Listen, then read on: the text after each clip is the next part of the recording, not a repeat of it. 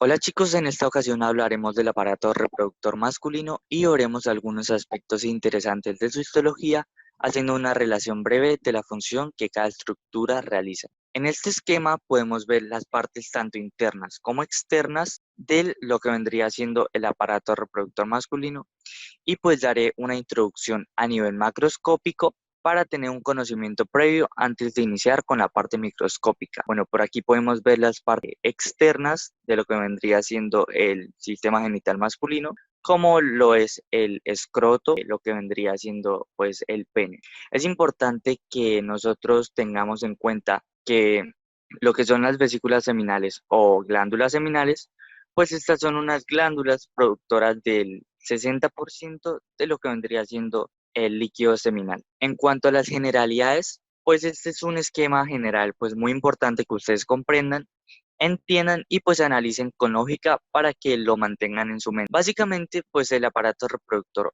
masculino, este difiere considerablemente desde el punto de vista funcional del aparato femenino.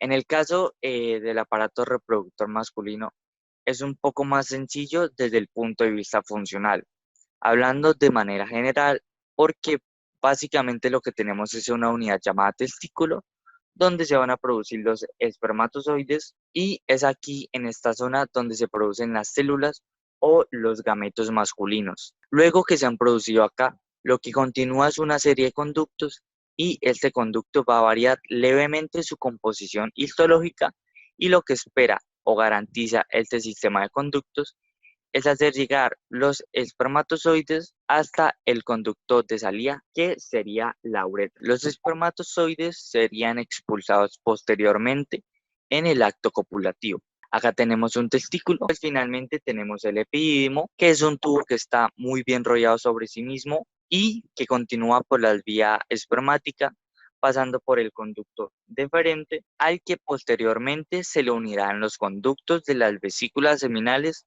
con su secreción formando el conducto eyaculador posterior. A esto, pues las glándulas bulbouretrales y la próstata contribuirán con su secreción. Al final, la vía se continúa con la uretra que atraviesa todo el miembro viril hasta que se abre en la salida del glande. Básicamente, el estudio de la histología es cómo está estructurado el testículo y cómo están estructuradas los diferentes conductos en su trayecto, pues cómo está estructurada la glándula prostática y en qué consiste la descripción del aparato reproductor masculino. Componentes del sistema reproductor masculino. Esta es una diapositiva que nos permite ver de manera rápida los órganos internos que son numerosos y la mayoría de esta estructura va a ser descrita por lo menos de manera leve para que ustedes puedan reflexionar acerca de términos que puedan resultar nuevos en este momento y los órganos internos, que son dos, se consideran pene y escroto. Bueno, y pues de esto vamos a hablar en cuanto a estructura histológica y más adelante. Esta es una microfotografía óptica de un corte de un testículo. Ya acá tenemos su respectivo esquema y pues sabemos que los esquemas son fáciles para poder comprender cómo está estructurado un órgano. En este caso, nosotros tenemos que el testículo está rodeado de un tejido conectivo que penetra formando pequeños lobulillos. Cada uno de estos espacios ocupa de 1 a 4 túbulos seminíferos. Estos túbulos tienen una luz y dentro de la luz es donde se depositan los espermatozoides ya formados. Al final, el producto de cada uno de estos túbulos seminíferos van a drenar en una red de conductos que se ve acá muy bien enredada, que se conoce como red testicular o también llamada red de testis. Al final, la red testicular va a drenar en un sistema de conductos llamados conductos eferentes. Estos, a su vez, van a drenar en un tubo único que se enrolla muchísimas veces sobre sí, que es lo que nosotros conocemos como epidimo, con sus respectivas porciones, la cabeza, el cuerpo del epidimo y pues la cola del epidimo.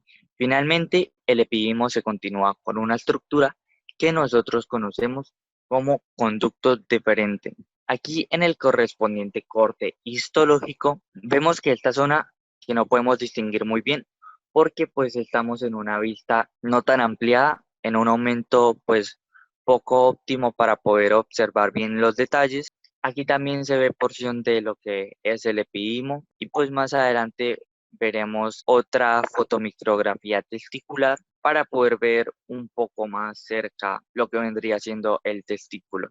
Aquí nosotros vemos un poquito más claro la descripción del testículo con su correspondiente porción del epidimo. Y si ustedes se fijan, aquí no hay mucha diferencia, solo se ve que está compuesto de una gran cantidad de estructuras tubulares y desde esta distancia pues no podemos hacer una definición clara de la diferencia histológica del epididimo con la del testículo, pero pues cuando nos vayamos acercando vamos a ver que sí existen unas diferencias muy notables. Ahora vamos a hablar acerca de los túbulos seminíferos.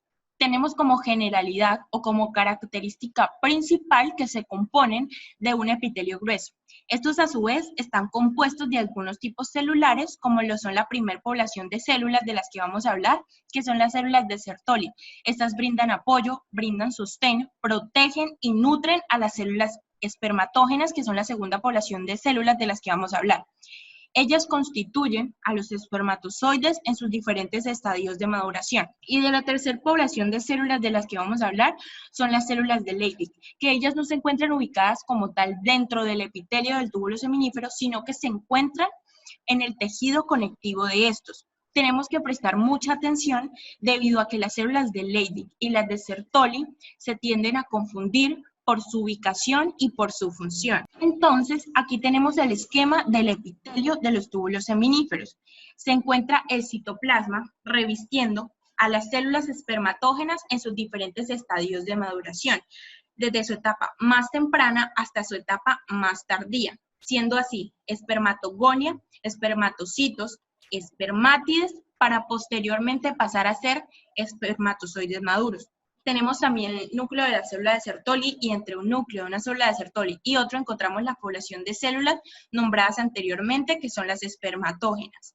Aquí encontramos la estructura del parénquima testicular, en donde vemos a los túbulos seminíferos y vemos su luz, que es un poco irregular.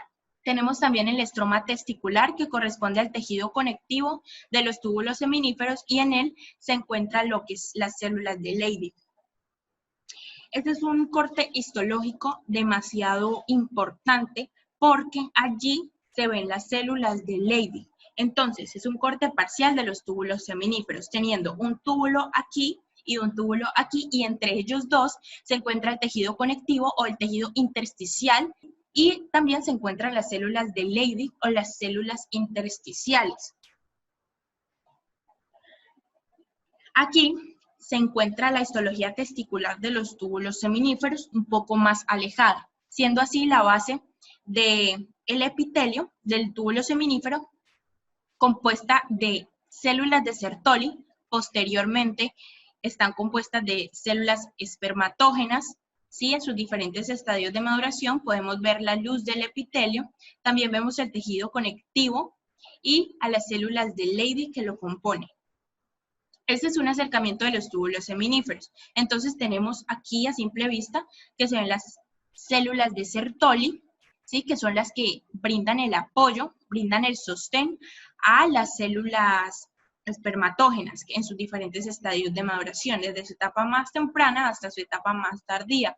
Entonces cabe recalcar que estas células espermatógenas van volviéndose un poco más compactas, un poco más pequeñas a medida que van madurando, obteniendo así como resultado una especie de semilla demasiado pequeña, ¿sí? Y posteriormente pues pasará a ser un espermatozoide maduro. Acá podemos encontrar también el tejido conectivo de los túbulos seminíferos, encontramos las células de Leydig, que cabe recalcar que son productoras de testosterona. También encontramos lo que serían los lechos vasculares o los vasos sanguíneos. Bueno, vamos a hablar acerca de la espermatogénesis y de la espermiogénesis. No nos vamos a adentrar mucho en el tema, pero es importante que lo tengamos presente. Entonces, estos conceptos no se deben confundir. ¿Por qué? Porque la espermatogénesis es la división de la espermatogonia hasta convertirse en espermátide. Y la espermiogénesis es cuando la espermátide pasa a ser un espermatozoide completamente maduro. Entonces, la división de la espermatogonia se divide en dos, en A y en B. ¿Por qué? La espermatogonia primero se va a dividir mediante mitosis. En su etapa final comienza a dividirse en meiosis, con el objetivo de disminuir su material genético, pasando a ser espermatocito primario, espermatocitos secundarios y espermátides. Luego vamos a la espermiogénesis, que la espermátide pasa a través de algunas fases, que son la fase de Golgi, la fase acrosómica, la fase temprana de maduración y la fase intermedia de maduración, quedando así el espermatozoide con su respectiva cabeza, cuello, pieza intermedia y su flagelo propiamente dicho, que este es el que le va a brindar el movimiento al espermatozoide. Continuamos con el epidídimo, que es cuando los espermatozoides ya están formados y maduros, que pasan a la red testicular, al conducto deferente, seguido de este pasan al conducto contorneado, que se enrolla en sí mismo, que vendría siendo el epidídimo. Hablando anatómicamente de este está dividido por cabeza, cuerpo y cola, seguido de el conducto deferente. Este está revestido por un epitelio cilíndrico pseudoestratificado con estereocilios, que son prolongaciones más parecidas a microvellosidades que a cilios, ya que estas no son móviles y tienen funciones más específicas. Esta vendría siendo una de las características más relevantes del epidídimo. También posee una capa bastante delgada del músculo liso. En esta placa podemos observar que el epitelio está siendo delimitado por la luz, que es bastante regular. ¿Qué quiere decir esto? Que podemos ver dónde termina la luz y dónde empieza el epitelio. Es importante resaltar que en el epitelio de los túbulos seminíferos la luz es bastante irregular y a veces tiende a ser de forma estrellada.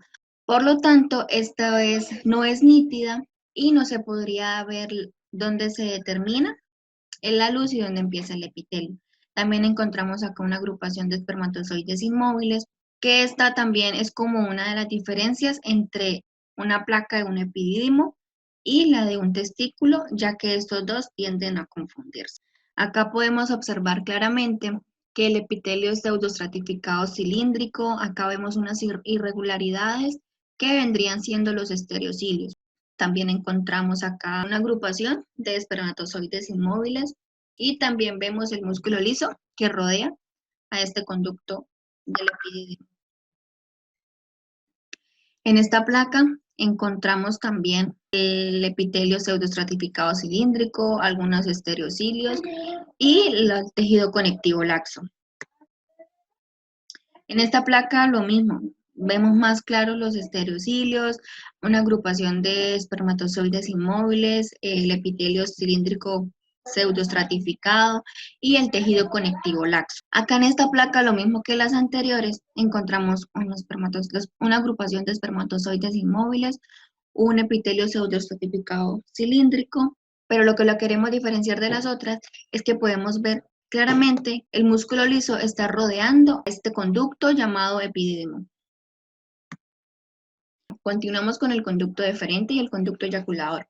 El conducto deferente es un tubo hecho básicamente de músculo liso que lleva los espermatozoides de la cola del epidídimo al conducto eyaculador. El conducto eyaculador es un tubo recto corto que se penetra en la próstata y perfora la superficie posterior de la uretra prostática y posee un epitelio cilíndrico simple. Aquí en esta placa podemos observar el epitelio del conducto deferente es algo parecido al del epidídimo, ya que es pseudoestratificado. También encontramos acá el tejido conectivo, que vendría siendo la mucosa. La capa muscular, bueno, que es enorme ya que se divide en tres. Y también encontramos acá una adventicia que recorre todo su trayecto fijándolo de una manera firme a una estructura adyacente.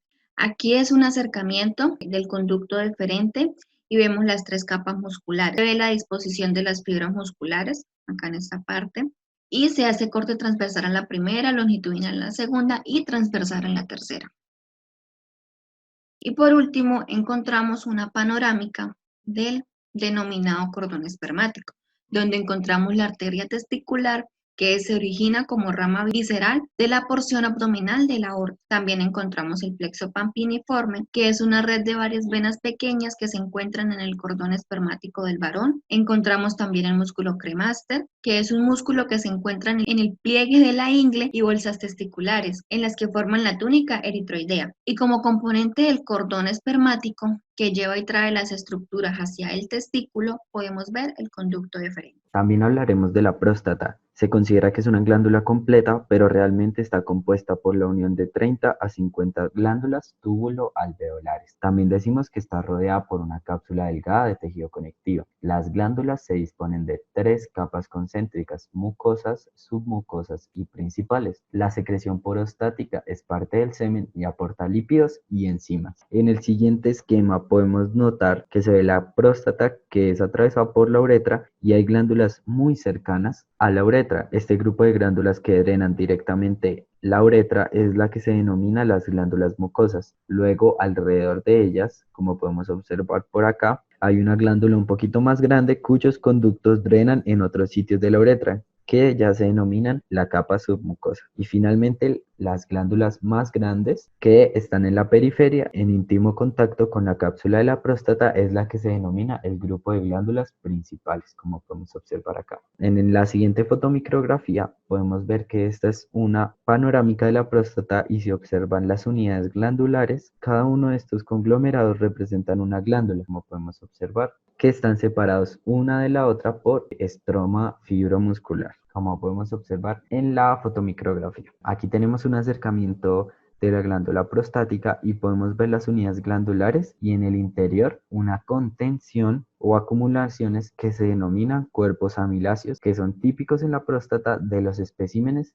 Son bastante viejos en casi todos los especímenes. También hay que aclarar esa parte. Como podemos ver aquí, el epitelio glandular, el estroma fibromuscular y los cuerpos amiláceos. En la siguiente fotomicrografía veremos otra panorámica. Aquí observamos el tejido conectivo y las compresiones o cuerpos amiláceos y podemos ver las unidades compuestas y revestidas por un epitelio variable que se puede encontrar cilíndrico, cúbico o pseudoestratificado dependiendo del tamaño de cada una de las glándulas. También vamos a hablar del pene. La histología es bastante sencilla y se explica mejor con imágenes. Es un órgano excretorio de la orina, también sirve para la copulación, donde expulsa el semen. Está compuesto de tejido eréctil, 2 cuerpos cavernosos y cuerpos esponjosos. El cuerpo esponjoso termina en el glande del pene, el cual es perforado en la región terminal por la uretra. En el siguiente esquema histológico podemos ver que se ha hecho un corte transversal y podemos también ver las características del corte.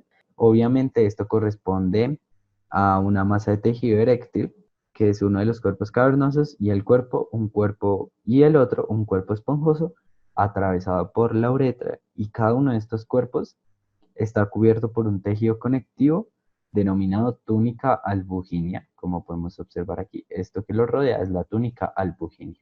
En la siguiente imagen podemos ver los cuerpos cavernosos, la túnica albuginea, el cuerpo esponjoso, que se van a llenar de sangre cuando ocurra la erección. También tiene presencia de vasos sanguíneos y la estructura está cubierta de piel. Esto corresponde a un epitelio plano estratificado queratinizado con su correspondiente capa de tejido conectivo, como podemos observar en la imagen. Aquí tenemos una fotomicrografía. Manejaremos la misma histología que hemos llevado. En la túnica albuginea podemos observar rodeado por los cuerpos cavernosos, esponjosos, y también podemos observar la uretra, como podemos observar en la fotomicrografía. En la siguiente fotomicrografía del cuerpo cavernoso, este es un acercamiento al cuerpo esponjoso, donde vemos que es atravesado por la uretra y vemos un poco más lo que sería la naturaleza, por decirlo así, del tejido eréctil. Y finalmente vamos a ver la fotomicrografía con mayor aumento del cuerpo esponjoso. Se parece bastante a las paredes de una vena. De hecho, tiene una capa delgada de tejido muscular y todos sus cuerpos están recubiertos por un endotelio, es decir, que se comportan como un vaso sanguíneo. Muchísimas gracias, espero que les haya gustado